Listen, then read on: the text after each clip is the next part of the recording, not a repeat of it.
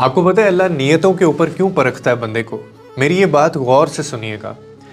कहते हैं कि एक शख्स की मौत कोठे में हुई और दूसरे की मस्जिद के अंदर। पहला वहाँ इस नीयत से गया था कि गुमराह लोगों को सीधे रास्ते की नसीहत करे, और दूसरा मस्जिद में इसलिए इस इरादे से दाखिल हुआ था कि किसी का जूता चुरा सके।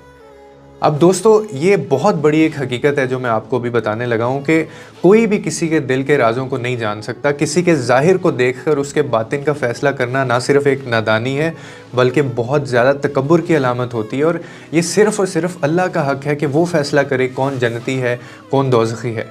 हम इंसान अक्सर दूसरों को उनके अमाल के ज़ाहिर से परख लेते हैं और ये सोचे बगैर कि उनके इरादे क्या थे। एक नेक अमल अगर गलत नीयत के साथ किया जाए तो उसकी कोई भी अहमियत नहीं है, और अगर एक गुनाह अगर खलूस नीयत के साथ किया जाए तो अल्लाह की रहमत से वो माफ़ हो सकता है। यानी दिलों के राज सिर्फ़ अल्लाह जानता है, और ये वो इल्म है जो इंसान के फ़हम से बाहर है।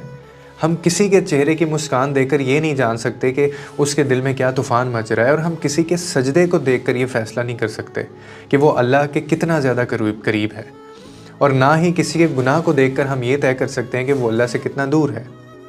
तो कभी कभी एक इंसान जो हमें सबसे ज़्यादा गुनाहगार दिखाई दे रहा होता है वही अल्लाह के नज़दीक सबसे ज़्यादा होता है, सबसे ज़्यादा महबूब होता है। और कभी कभी ऐसा भी होता है जो बज़ाहिर बड़ा नेक नज़र आ रहा होता है, लेकिन वो दिल में उसकी इतनी रियाकारी होती है आप सोच नहीं सकते।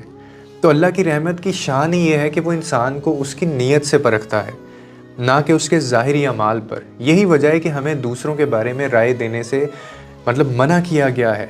हम पहले अपने गिरेबान में झांकें, क्योंकि जो चीज़ें हम देखते हैं वो सिर्फ़ पर्दा हैं, और पर्दे के पीछे का इल्म सिर्फ़ अल्लाह को है।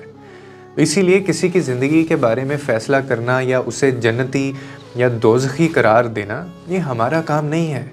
हमें अपनी इस्लाह पर तवज्जो देनी चाहिए और हम अपने बारे में सोचें, और वो इल्म सिर्फ़ अल्लाह को है। अल्लाह के सिवा इस इल्म को कोई नहीं जान सकता, और यही वजह है कि अल्लाह ताला ने नीयतों के ऊपर हर चीज़ रखी हुई है।